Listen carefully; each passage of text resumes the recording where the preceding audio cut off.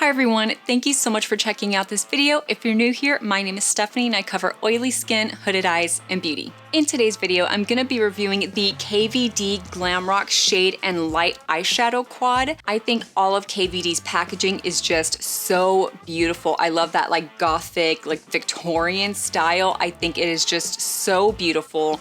And I love the cut of this palette here. It's like this geometric shape and I love that it is super tiny so that way you can travel with it whenever it's time to go back and travel again. I think that this is super cute. Even though you have this blue, you can still do a neutral look. You have neutral colors here.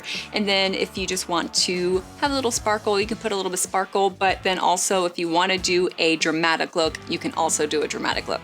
And I love that it has like a real mirror in here. So I think that that's really nice. So if you're familiar with my channel, you would definitely know what sold me with this palette.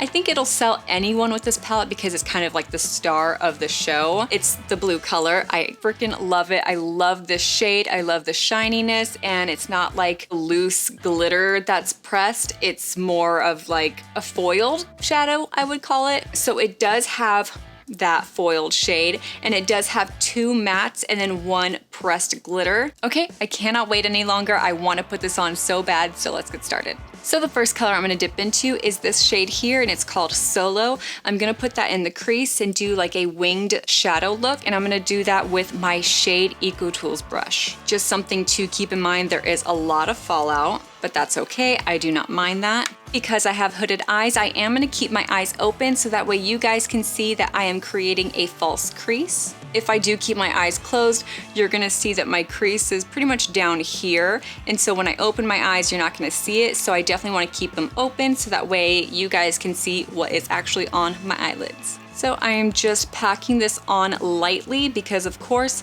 you can always add makeup on, but it's gonna be super difficult to take it off because really the only way would be to take off your makeup.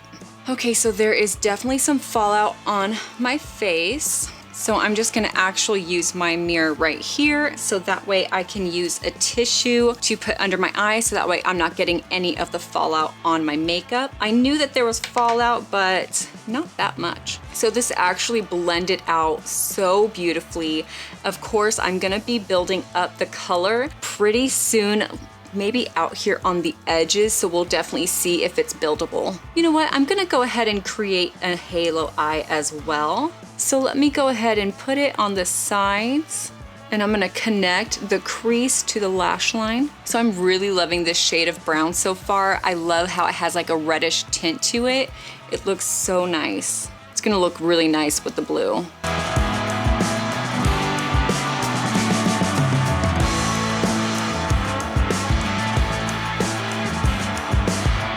Okay, I'll be right back. I'm gonna do it to the other eye. So this is looking a little bit harsher than I would like. So I'm gonna be taking the color Legend and I'm gonna put it on a clean brush. It's a clean mini tapered blending brush and just blend out the edges just to soften it up a bit.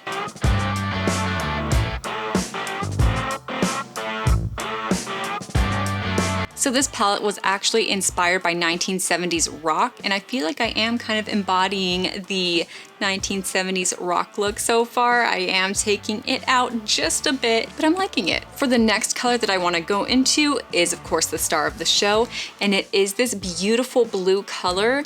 And I'm thinking, do I even need to do like concealer to make it pop? You know what, I'm gonna do it just in case. Because with concealer, I am gonna be able to take the halo part of the eye a little bit higher than normal because it will make it stand out a whole lot more, because I don't want to stop the color at my natural crease. I do want to stop it just above the crease so that way you're able to see the blue with my eyes open. So I'm gonna go ahead and put some concealer just in the center and then pack that blue on. I'm just gonna use my Tarte Shape Tape Concealer and put that in the center, and I'm gonna use my Morphe M124 brush to do that. I'm gonna place it on the lid and then look up to see how high I need to go. So it looks like I need to go right about here. I might go a little bit higher so that way you can really see it with my eyes open.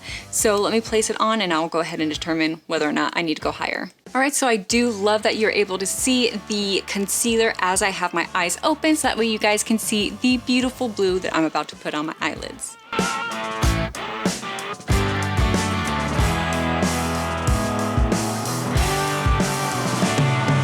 Okay, so I will blend this in just a second, but let me put the blue on the other eyelid. All right, so let's blend this baby out.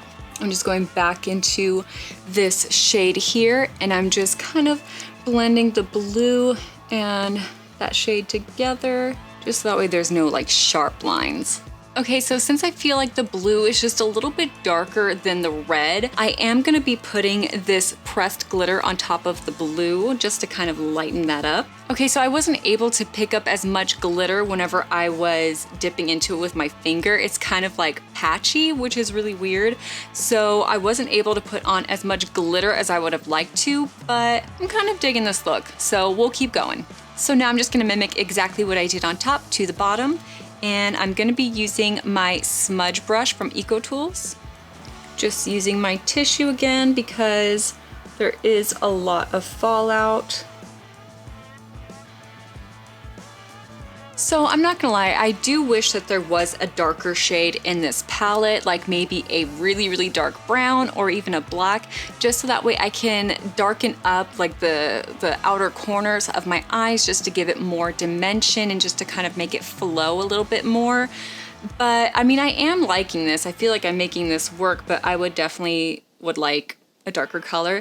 So instead of having this one so big, we could have just shrunken it a little bit and then just, you know, add one more dark color, like really, really dark.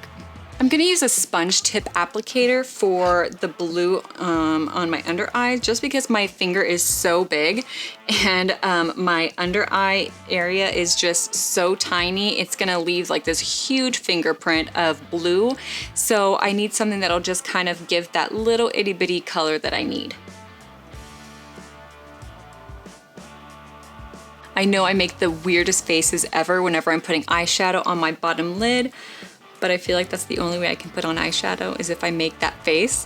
So, yeah. So I don't feel like this palette has a highlighter in it that I could use to highlight the inner corners. So I'm actually gonna be going into another palette from Tati Beauty, and I'm just gonna get the Aura in the metallic shade, and I'm gonna put that in the inner corners.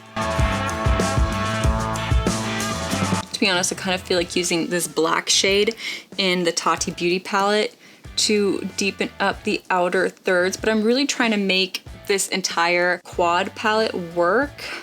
Okay, so I'm gonna go ahead and put on my lashes and my liner. I'll be right back. Okay, so here is the final look. So I'm not gonna lie, I was a little bit worried that I didn't have anything darker to put on the outer thirds just to kind of give it more dimension and more of like a complete look. But I think now that I do have my eyelashes and my mascara on, I think that it really pulled the look together. And for my lips, I used the Makeup Forever Artist Pencil in the color Whatever Walnut. And then I used the Smashbox Be Legendary Lipstick in Safe Word. So these two. For my lashes, I used my Too Faced, and it's the Natural Flirt. I figured I'm gonna be doing a dramatic look, might as well put on some dramatic eyelashes, and I'm actually really liking the way that this look came out. So my overall thoughts for this palette is that it is absolutely beautiful inside and out. I love the color story. The only shade that I was disappointed in was the pressed glitter. I just feel like not much came off on my finger when I was actually trying to apply it. I kind of had to just keep packing it on, but that's okay. I just didn't expect that because the other three shadows performed so well. I just expected this one too as well, but I don't think that that's like a deal breaker for me. I don't. I do wish that we could have put another shade in here so that way we didn't have this jumbo shade. I only use this to just soften up the edges, but that's it. I can go without a darker color because I do like the way that this look came out, and I do think that you could operate without a darker color. So I think that that's fine.